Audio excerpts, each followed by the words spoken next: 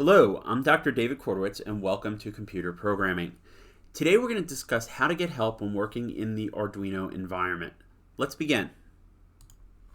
So previously we've installed the Arduino IDE, which you can see now on my screen. When we're starting to work with a new sketch, as they're called, we will get this screen which shows us two components. If we are not sure what to do here, or you don't know exactly how to do what you're trying to do, you can always go to the Help menu and choose one of these options. Getting started will introduce you to the Arduino. Environment will get you started on just general Arduino stuff. Troubleshooting is troubleshooting. And Reference will take you to the Arduino Reference. Let's take a look real quick at the Arduino Reference because this is the most useful tool that we have. So click Reference, and it's going to open up a web browser that will take you to the Arduino Reference. Now, please note that this same reference is in fact available on Arduino.cc, and the one on Arduino.cc is continuously updated. The one we have here is the one that is specified to the IDE. You can tell this because it's coming off my local computer. This has a list of every command that's available to you using your Arduino. Some of these commands only work for certain boards, such as, in this case, USB only works for the Arduino Do and 0.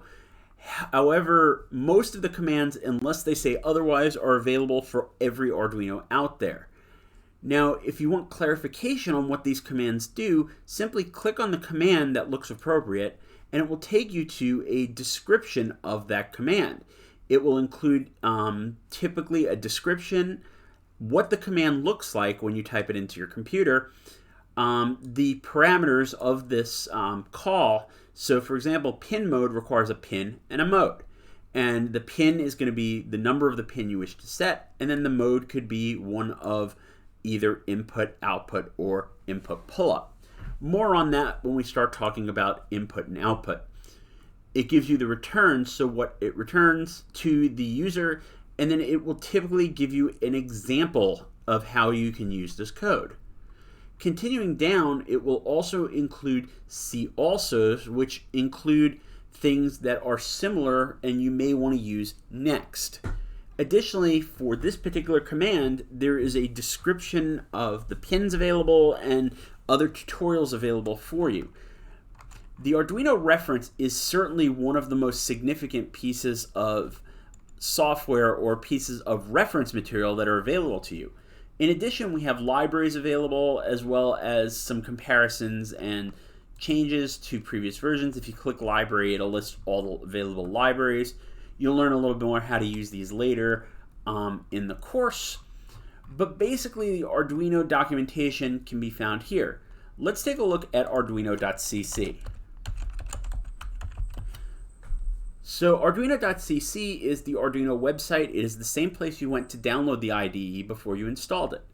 If you go into the resources section, we have available to us tutorials, and you can go into the tutorial section and it will give you a number of tutorials which you can complete on your own.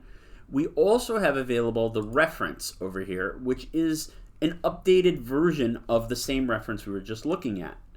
Again, it works pretty much the same way. You can click on things and it will show you exactly how they work. In addition to this, there are numerous available resources on the internet that you can search down for Arduinos, as they are incredibly popular. In addition to that, there are numerous YouTube channels available which will help you along your way should you need additional support. I'd like to thank you for your time today and see you next time.